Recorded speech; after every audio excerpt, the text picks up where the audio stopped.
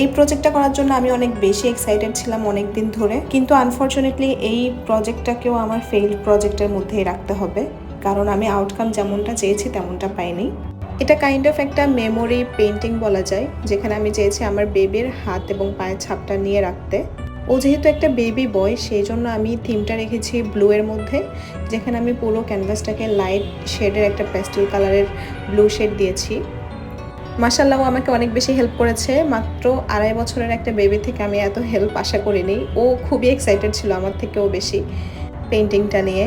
হাতের ছাপটা নিয়ে অনেক ইজি ছিল, কিন্তু পায়ের ছাপ তো ওর পেইন্ট করতেই দিচ্ছিল না পায়ের মধ্যে, কারণ ওর কাছে খুবই কাতো কাতো লাগছিল। যাই হোক, অনেক কষ্ট করে পায়ে রং করে ছাপ তো নিয়ে নিলাম, কিন্তু আমি খেয়াল করে দেখলাম যে আমার পেইন্টিংটা একদমই একপাশে হয়ে গেছে। পরে এটাকে কভার করার জন্য আমি ব্লু কালারের একটা পার্মানেন্ট মার্কার দিয়ে ওর নামটা লিখে দিই উপরে বড় করে। এটা আগে থেকে প্ল্যান করা ছিল, কিন্তু পাশে ওর বয়সটা লিখে দিয়েছি যাতে অ্যালাইনমেন্টের যে মিস্টেকটা করেছি সেটা চোখে না পড়ে। পারফেক্ট না হলেও এটা কিন্তু অলওয়েজ আমার কাছে স্পেশাল হয়ে থাকবে।